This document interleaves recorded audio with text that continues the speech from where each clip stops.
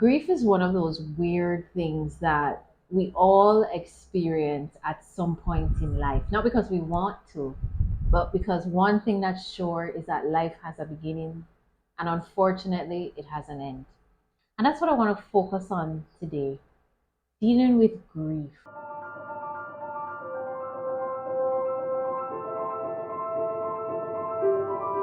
Welcome to the podcast series hosted by Helping Crisis 246, where we focus on teaching what you can do in moments of mental or emotional crisis and where you can find help. But the series is not limited to only teaching how to cope in moments of crisis, but we focus on teaching you everyday methods that anyone can use during moments of high stress, difficulties, hurt, panic, anxiety. In other words, how to deal with some of life's most inevitably difficult moments. We do this through interviewing varying experts from different fields who share with us nuggets of wisdom on how we can cope in healthier ways through some of the most common difficulties we all face in life.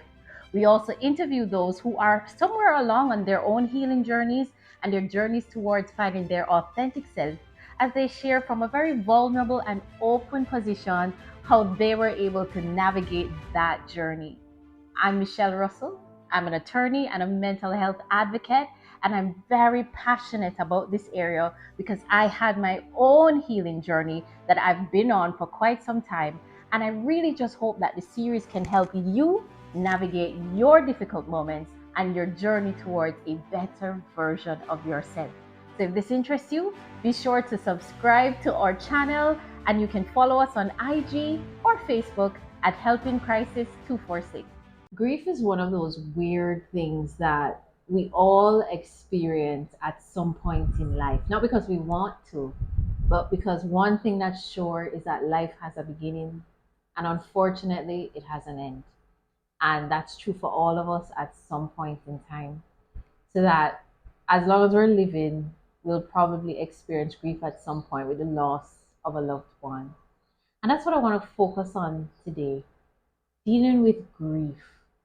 And if you've ever lost anyone, particularly if it's someone that's close to you or that was close to you, you understand the mourning, the confusion, the sense of loss that can come with that kind of thing. And I always say grief is a funny thing because it manifests itself in so many different ways, and there's no one way to grieve, and there's no right way to grieve. You know, when you look it up online, they tell you grief has five stages, or five stages of grief. You know, they say anger, denial, bargaining, acceptance is the last one, and sadness, right? And they don't go in any particular order. It just goes to show the many emotions we can go through with grief, and it can go happen over an extended period of time. And I have with me today my friend Kelley Hardwick, who I believe has handled grief in ways I wish I could touch.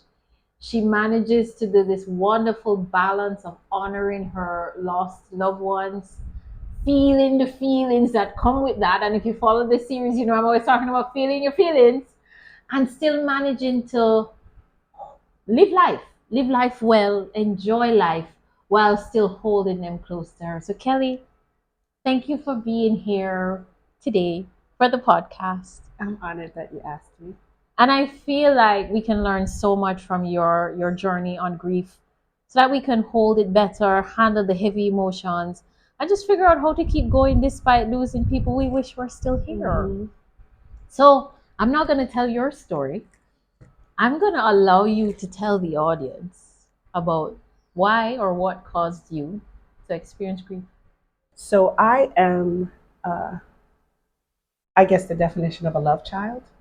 I am born of two parents, Bobby and Joyce Hardwick, who shared a love affair for 53 years.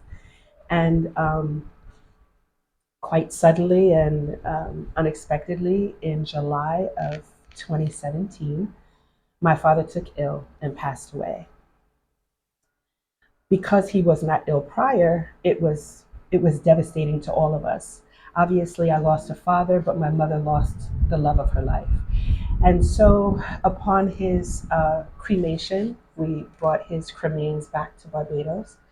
And you hear the American accent. She doesn't live in Barbados. We're recorded in Barbados because she's almost always here. So we brought my father's cremains back in August of 17. And 2 days later, my mom and myself are at Michelle's office, and my mother explains she just needs to get her business in order. She wants to create a will. Long story short, Michelle created the will for us, and within 24 hours, I went back to pick it up. We left the island in August, and my first return back to the island was in December. But at that time, when I contacted Michelle, it was because my mother had passed. So my mother was actually planning her departure to be with her beloved when we were here. I had no idea. So I lost both of my parents within a 3-month period. That's a lot. Yeah. That's a lot. And you were close. Well, I am the only person that I know as an adult that never did not live with their parents. What do you mean? Explain that. So, grew up in the home with my parents, went away to college for 4 years, came home, went back into my childhood residence, stayed there as a bachelorette, met my husband, got married, and compelled him, who owned properties elsewhere, to move into my parents' home. So my husband, myself, my mom, and my dad shared a home until I became pregnant, actually, with my second child. And at that time, my husband put his foot down and said, we need more space. And I conveniently only agreed to purchase a mother-daughter so that when we moved to our new home, my parents moved with us. So my entire... So a mother-daughter is what, 2 units? 2 units, ah. Yes. So in my entire life, I was only without my parents in a living situation for the 4 years I was at college. Wow. So as you can imagine, intrinsically, they were part of Sunday dinners. They were there to raise my children. They were there for every milestone in my life, and now both of them were gone. That's big. Yeah, it was very difficult, but when I lost them, I was a wife, I was a mother, and I was a business owner. So I found myself grieving silently. I didn't want to show tears to my children because they were grieving the loss of their grandparents. They had never lived without their grandparents. In professional situations, I didn't want to seem less strong that I showed up on a regular basis for business, right? So I work in a male predominated industry. And so I didn't want the tears and the softness to take over the reputation that I had built. And then just being the CEO of my home, cooking dinner, making sure my husband was together, making sure the children were together. I really didn't have, I didn't feel comfortable to show the sadness and have them worried about me. So I was taking care of everyone else. So literally I would stop on the way home sometimes and sit in the car and cry. Really? And then just kind of gather myself to come back in the house and do what I needed to do. But can we even talk about that? I can imagine how hard the adjustment was coming home without your father, but at least you had your mom there. Mm-hmm. But the first time you had to come home to this house with no mom or dad, having lived with them your entire life. Mm-hmm. How was that? I think I was in denial. Really? To be honest with you, I think I was in denial. My parents' room is situated on the first floor of my home. And I feel ashamed to say this. My father was not attached to things at all. So it was difficult for me. It was not difficult for me to get rid of my father's things. My mother, on the other hand, not so much. My mother's things are still in her room. It's 6 years later.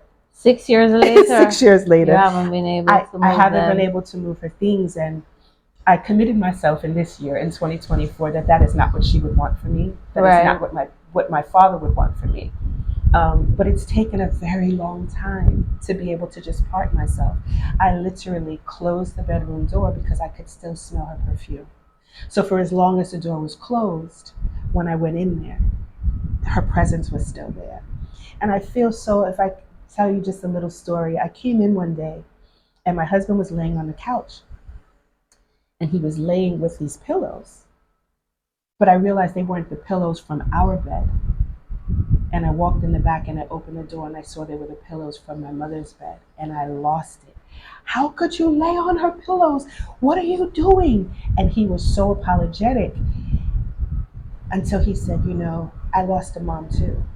And I can smell her. And so it was comforting to me. So that made me realize that it's not just about me. I have an entire family that is grieving, and I need to show grace with how different people express their pain and their hurt. But Michelle, to be honest with you, I don't think that until like a year ago that I was able to just really um, say out loud that they're gone. Like, I couldn't say passed on. I couldn't say dead. I just couldn't say it. I just couldn't say it. And um, I think at moments when I was the most sad, it's almost like I read somewhere that your parents, your mom, your dad, or both of them, they feel like a tether. They're what tie you down and keep you safe. So no matter where you go outside of the home, you know that you're tethered to love and to your parents. And when both of them left, I kind of just felt like I was just spinning and just trying to find my way. So I'm trying to find my way while I'm trying to be the tether to my children. But what did that look like? This spinning and this trying to find your way? I think I was just really depressed. I feel like, you know, I'm a happy-go-lucky person. I laugh, I joke, I'm active, and I don't think that I ever looked at myself as someone who suffered from depression. But that's exactly what it was. So what I began to do is take on more and more responsibilities because it kept me busy. You were distracting yourself from your sadness by using busyness. Correct. So many people do that. Correct. For lots of things. But, it works for a bit of time, but you have to slow down. You can't stay busy forever. You have to slow down. And you have to face it. You're trying to outrun the feelings. Yes. If you never have a moment alone, if you never have a quiet moment, you don't have to, the feelings will come back. There's no space or time to feel them. And the moment there is that quiet moment, you can feel them rising. So you try to busy yourself You again. try to busy yourself. Anything but feel. But it took me about 5 years to say it's okay to lean into it. If it's sadness, you don't have to hide it, and you can cry. It's okay. And you never know when it's going to hit. It could be a movie. It could be a record, a song. It could be a scent. You could be having the best day ever, and then something just triggers and ignites this feeling of loss. And I think for the longest time, again, I was running from it. And I realize now, like you said, everything that has a beginning has an end. And I too, I'm gonna pass as well. So I think what I've done is I've tried to change my energies to helping my children accept the fact that I won't always be here. I try to honor my parents by talking about them whenever I feel like talking about them, by looking at photos and sitting in memories, because I had wonderful parents and that was not a given. And I also realized that there were times when I felt really, really sad, that I think the Lord brought people into my space to have me acknowledge and understand it wasn't so bad. You had your parents for 53 years. Some people don't know their parents. Some people lose their parents as adolescents. Some people have horrible parents. I think I shared with you at some point in reflection, I don't know what it feels like to have a day not feeling loved. And I've just been lucky because I knew I was loved by my parents. I'm lucky enough to be loved by my husband. And then I have children that love me. And that is not the reality for everyone. So as opposed to focusing on what I lost, I started focusing on what I have. But that's a big shift. Yeah, I started focusing on what I have. And I don't say had, because your parents, the love you have for people, they never leave you, and they show up at different times. There are teachings that my mother gave me that I find myself lecturing my children or teaching my children something, and I laugh to myself because I'm becoming my mom, right? She was a fine example, and I have that to lean into, you know. I find myself a little strong-willed and a little strong-mouthed because of my father, and so that leads me through my adult life.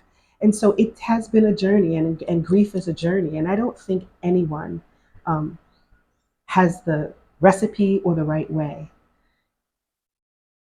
You just go through stages. And I think finally I'm at this stage where I'm thankful.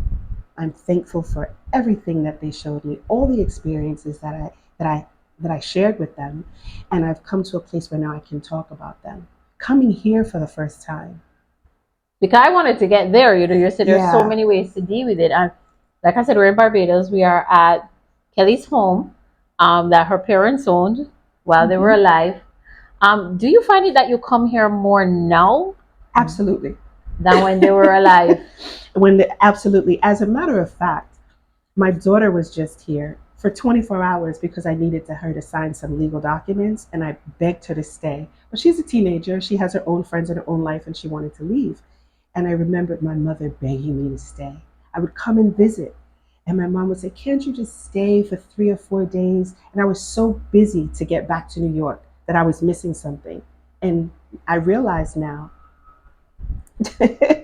I'm becoming her, you know what I mean? But I feel closest to them here because they loved it here so much. Coming here with my mom, with my father's cremains, was difficult enough. Oh, you brought them here? We brought them here. Yeah, actually, both my mother and father's cremains are in the house. Really? They're here. Yeah. They're here, and I come and I kiss the urns and I speak to them, when I want, or when there's some good news, I share it with them, and it's become easier.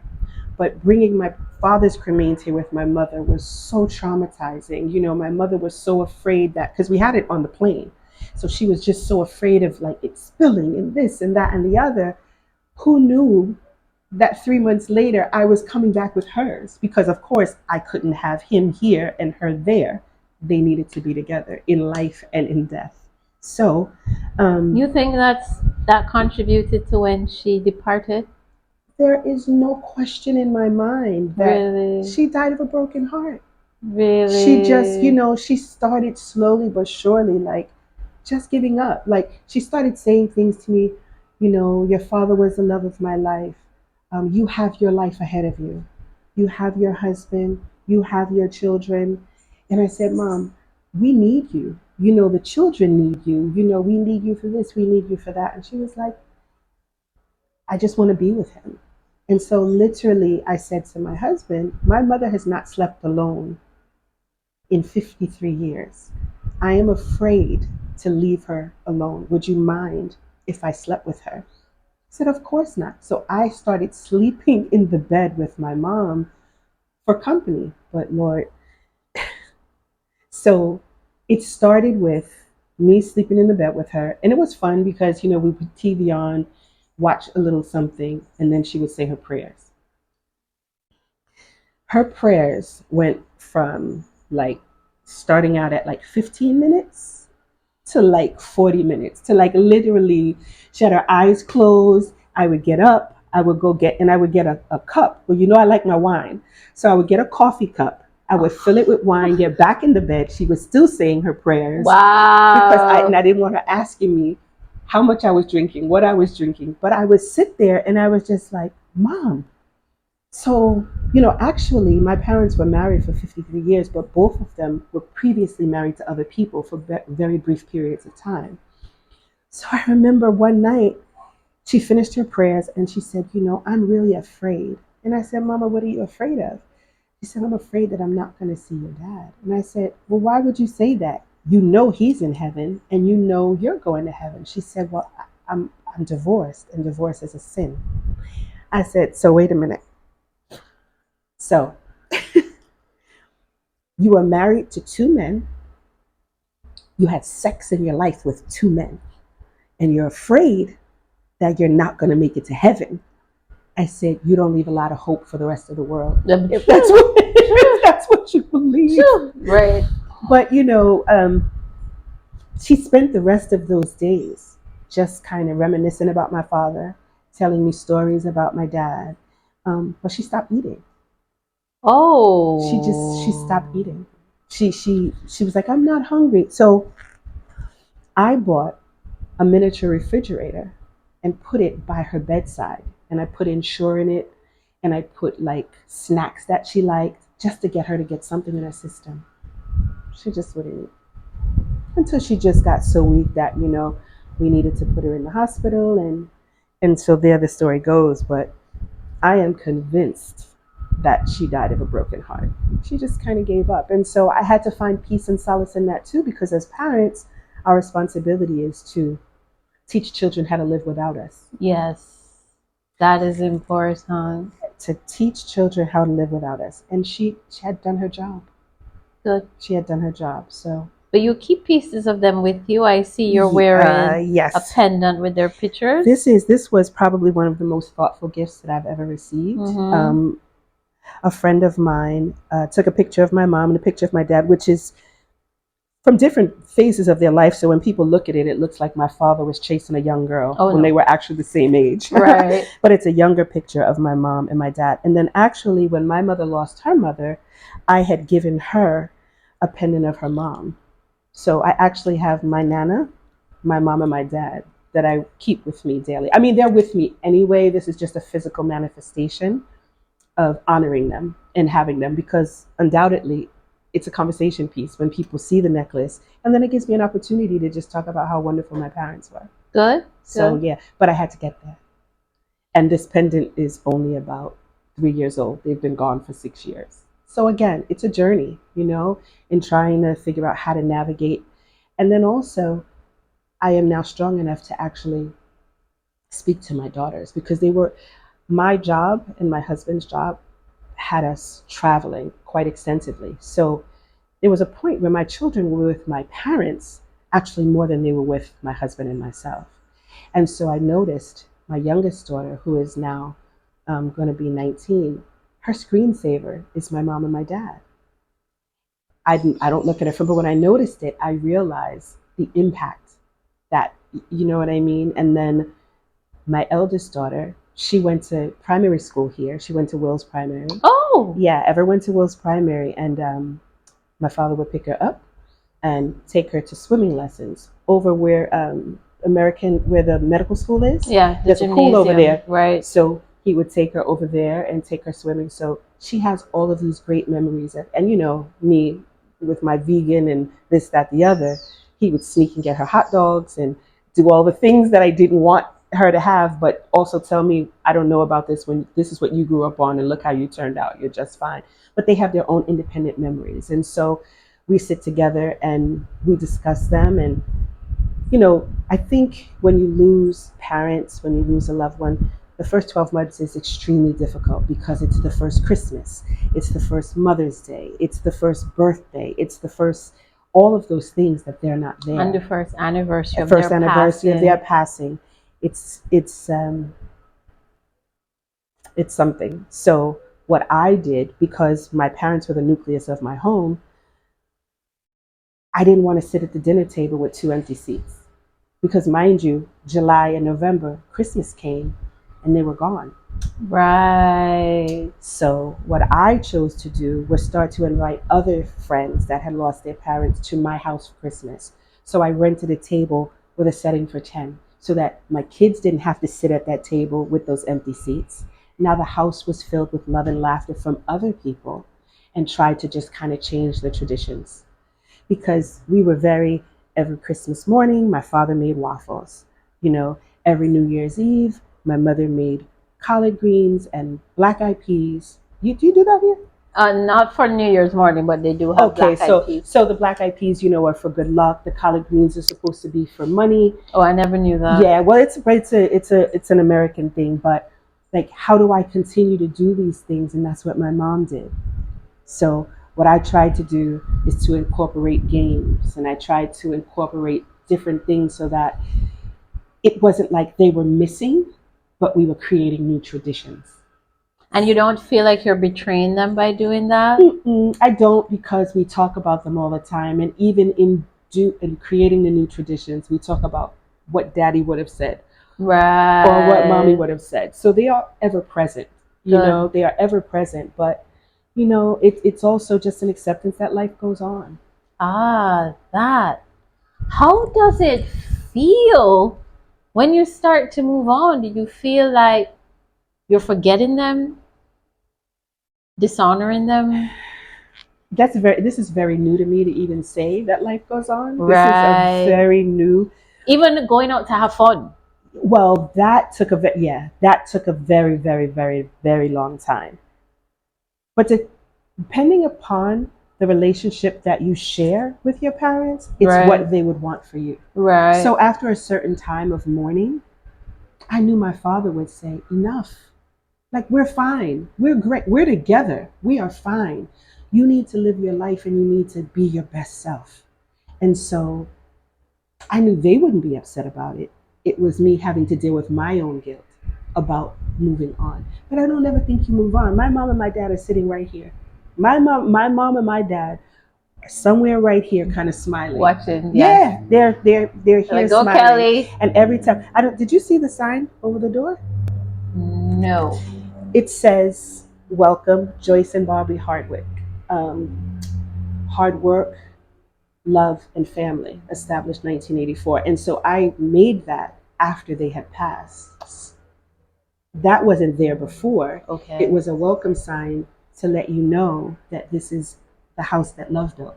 And so whoever comes in, there's a discussion about who Bobby and Joyce were and who they are. So I don't feel guilty in leaving them behind. It just took a very long time for me to become comfortable with speaking about them in the past tense. Did you ever go through the anger phase? I mean, you talked about the outburst with your husband and the pillows, but did you ever feel angry at them, at any of them, at the situation? No, I didn't. They were such amazing parents. They gave me everything they had. So how could I? So I gotta ask this, right? We have a tendency as humans to, what's that word? When we lose someone, we almost always only remember the good. We almost idolize them because they're gone. Do you find you've done No, that? I have not forgotten the way my mother got on my nerves. I have not forgotten that at all. And it's almost funny because, like I said, I find myself turning into her. Right. So I try not to do the things that she did to me, to my daughters, which is difficult sometimes because as you get older, you lack patience. You lack, but I have several friends whose parents are in their, like, I call it like their fourth quarter, and so my friends have become caregivers and they'll call frustrated because they said their parents are short-tempered and rude and angry, and I tell them, it's not you. It's not you. When you think about the fact that we are here for a very abbreviated time and you think about how we spend each quarter of our life, sometimes it's not until the fourth quarter that you realize that you've wasted time on things that don't matter. So I think sometimes the anger of our parents is because they realize that they're on the short side of life. And in hindsight, they wish they could have maybe followed a dream that they didn't follow, maybe took a chance that they didn't take. And there's some resentment within them that that opportunity has gone. And who do you hurt but the people that are closest to you? So by no way, shape, or form am I of the mistaken belief that my parents were perfect. But I do know they love me the best that they knew how. And that is grace that you must give as well. So do you find that grief gets less with time? I just think you learn how to deal with it. It's like an ever-present companion, It but is. no longer a scary one. Correct. It's not, why are you here? Oh, go away from me. I need to distract myself from you, as much as I see you, and it's okay. And it's okay to lean into it. And it's okay to sit there for a minute as long as you don't stay. And I think that's what happens with time. I think you sit in it less and less. There are days in my first year, I just didn't want to get up. I just didn't want to. And I didn't want to say that to anyone because it sounds scary. You know, I've had friends say, I lost my mom and I don't want to live without her. And that sounds scary, but I understand the sentiment because you don't understand, who do I go to? When you were my confidant. You were the person that if I was having a problem at work or if I was having a problem with my loved one, you came and you told me it was going to be okay and I could always rely upon you. And now you're gone. But let's talk to those persons. And it might even be a parent. It could be your own romantic partner, like what happened with your mom. It could be a best friend, a sibling, anyone. And what words would you give to someone who doesn't know how to continue this life without them? I would tell them to lean into what they had experienced with them. But doesn't that make it hurt more? I don't know. I think in the beginning it's a difficult thing to do, but I think if you realize how many people never experienced the love that you experienced or the happiness that you experienced, it takes time. It's not easy to do. It is not easy to do. It took me years and I'm still going through it. There are still moments when I am in this house and there's something that will happen and it'll make me cry. But I'll wipe my tears and I'll be thankful for having had that experience to reflect upon. So it's gratitude, a level of gratitude for the experience. Because you know that's always a trick. Sometimes you feel gratitude for the experience in the moment, but then you feel anger and bitterness that was taken from you that you'll never get to have that again. Yeah, but it's mindset. It's, you know, some of us look at the glass as half full, right? And some of us look at the glass as half empty. And know when you're in pain because you miss the person that you love, that's not the first thing you think about. It takes time. It takes time. And there is no set time. I have a friend who lost his... I love that. Well, there's no set time. I love that. I have a friend who's, so I am going to be 58. He is going to be 68. And he lost his mother at 17. At 17. And on the anniversary of her birthday every year, he creates this long post about how hurtful and painful it was to lose her at 17 and how he thinks about her every single day. That's like 50 years that she's been gone. And the pain is still there for him. There is no set time. And sometimes you never get over it. That's the fact. You never get over it. What we're talking about is how you deal with it. And I think that's the truth of it. And in fact, I think that's where I'd like to end.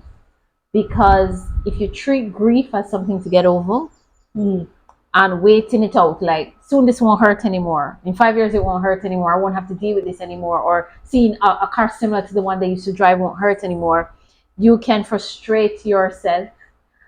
And keep yourself stuck in a certain place because you're looking for a certain result to release yourself before the end. There's no end, there's acceptance. Yeah. And I think that is why they have the 5 stages of grief, and the last one tends to be acceptance. Though they tell you there's no particular order, but generally acceptance is the last one, where it's not just accepting the loss, it's accepting the pain that comes from the loss.